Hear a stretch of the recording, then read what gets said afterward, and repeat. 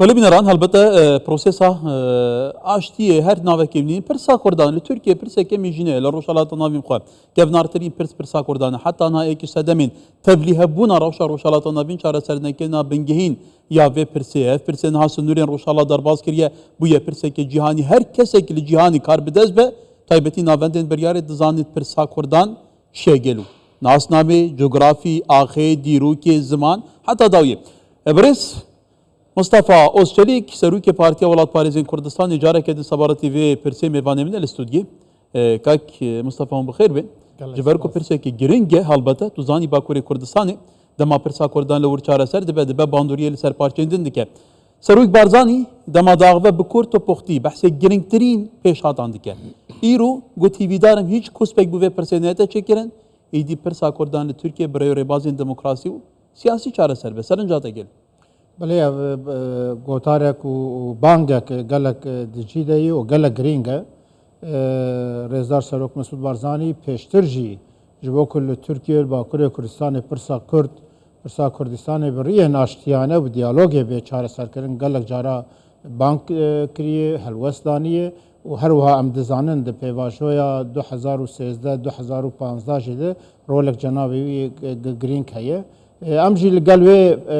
فکرین لقلوی هلوستین کو لباکر کردستان اف پرس به ریا دیالوگه برین آشتیانه برای دانستندنه به چهار سرکرن اوجبو و گاو بیابیتن. بله البته می بحث زمینه سازی بکن. یعنی لسراست بلند برپسین ترکیه بتایبتی اتفاق جمهور باغچلی وردوگان بحث وی پرسیدی کن. تایبتی جی که مجاره او جلان. يعني قالوا تدبيني أبى بس داخلين حتى أنها ناتي براكتيزة كرن ودوار براكتيزة ده لسر عردي روشواية شيء إنه هي براستي دولة تركيا دولة قالك عجيبة نها جالي كي في أفدان وستندن وأفغوتار وأوي باخشلي وأردوغاني هن عالية دجيفة أم دبينن لإسطنبول سروك شارع دريا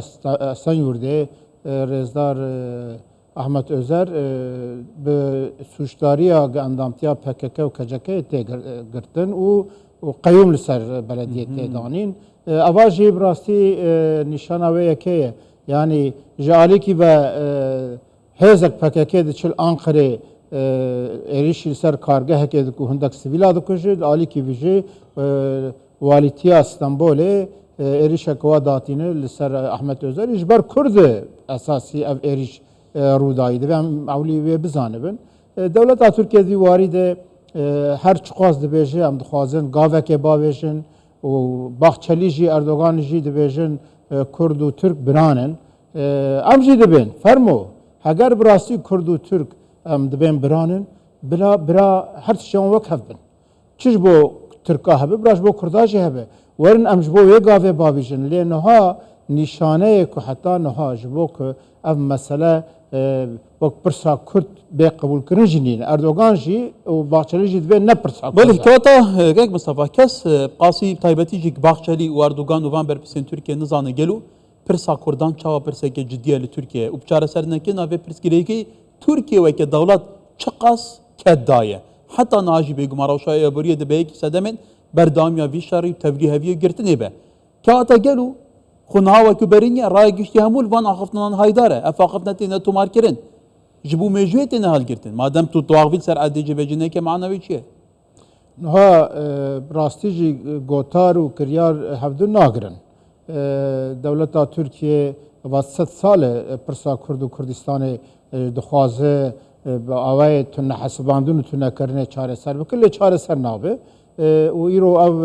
رودان و پیشاتین روجلاتا ناوین جی ایدی مثلا آنی آستکنو دو روش بره که مثلا 101 سال وگرا دامزراندنا جمهوریت ترکیه ده داخیانین اردوغانی هنن ای باخچلی هنن جیگره سروک محبه داخیانی وی هنن دبیجن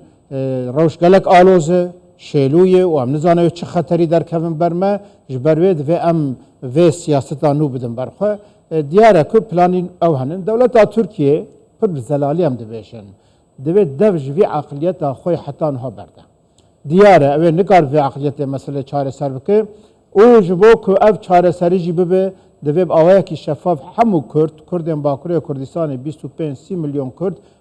نونر وان مخاطب گرتن هگر جبر دست پک چه و دکاره ریک جربه به بله كلام بحث تركيا بكين يعني تدبيجي تركيا دبيجا روش قالكي شيلو بيلا قالك ام ادي چاره كي روشا خاب كين كواتا قالوا اگر پرس گيركا كردان پرسا كردان دوان شرط مرجع تنا بحث كرن نهتا چاره سر كرن ان قالك غومان هنا اصلا دبيجا تاكتيك كسياسيه جبو كل دجير لبشت فان داخوانين نريني ين اريني ين خوش تشتين نخوش بين انجام دان سياسه كتن بيتا بيراو كرن سرنجاتا كايكي مصطفى نها دوام دست پک دوی که تثبیت بکن که چاره سریا و پرسه مخاطب اساسی هزا کردایه هزا کردستانیه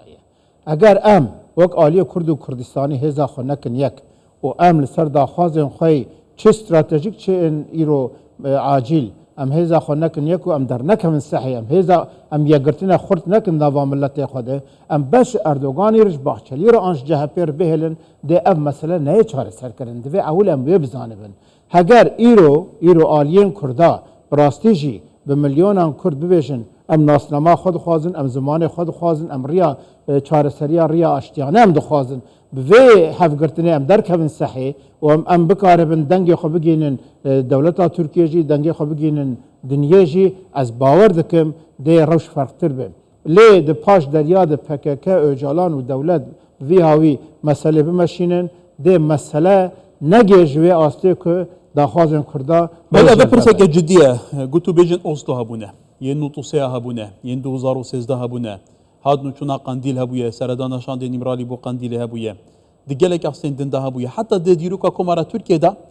تايبتيجي سالين بيستان حسن خيري هبويا قالك دنجي هبونه دنابا برلمانا تركيا دا چونويري قلتامو ترك برانه ليشون دا أبخوانا دا بدار بكرن كاتا قالو تدبيني أذا سيناريو ديروكا di çerçeve kesat ki ucalan da parlamento Türkiye dubara diken bu xapandına ray giştiya Kurdistan'ı yani fiilen tişteki nuheye. نه ام سدی سد نکارن مثلا خاپانده چونکه دولت ترکیه ناو خود ناو تنگاسیا گلک مزنده و نکار ویش وی یا هی و مسئله بمشینه و زختن کل حریم جی چه دبنه ده دولت ترکیه بین آسته که مجبوری هنه گاوا باویجه و دوی گاوا جی باویجه جبر وی ام رد ناکن ام دویجن ایرو گاوا یکم اوه که دوی دولت ترکیه وی شر خوی لحنبری کرده راوستین چل باشور چل روژاوا چل باکر وی شری و اپراسیون لشکر راوستین پککجی دوی شر هایی راوستین و ریک دیالوگ وب و همه پارتیان کردی آلیان سیویل و آلیان کساتین قبول بارجی بشداری وی پیواجوی ببین که مخاطبن به هاوی ده ریش خورده به دولت ترکیه کاری هندک پلاند بیری کاوید هبه ده کارش خور جبو و کریزا هی به خساره گلک کم در باس بکه محقق پلانی خواهنن لیدوی پلان ما کرداجی هبن او گرینگه ام دویجن کرد هگر ام بکاربن پلان خود درکبن هم بری پلان دولت ترکیه اما بکارم ری جوی مسئله رو بکن و دولت ترکیه جی ایدی دوی ببین و بزانه بک کرد نکرده برین ایرول باشور کردستان حرمت فدره که تمام دنیا قبول دکه هیه روجاوای کردستان دست کفتن هنه فعلی روشک هیه و شر اسرائیل و حماس و حزب الله و ایران ده گوهرتنا چه بکه اگر هم کرد یا گرتی بن دولت ترکیه جی ده بزانه بک ام مسئله ایدی به پاشگاه خستنه و به تجیل کرنه و به پلانه که ندیار ده نه چاره سر کرنش با ویجی گاوا یکم ام بانگی هم رایدار دولت ترکیه دکن اگر کرد هنن فرمو ام هنن ام سر ماسرونین ام جی مافی خود خوازن ام جی کی دست پی بکنه بله بله گاگ مصطفى زور سپاسی دیرا شو صایه گرک امروز زوزول سرباغ و جبر کتوزانی پرسان کردان دی پرسامه برحال گلی سپاس بو برس مصطفى اوزجلیک سروی که پارتیا ولاد پاریزین کردستانی الاستودیه سپاس یاد کنم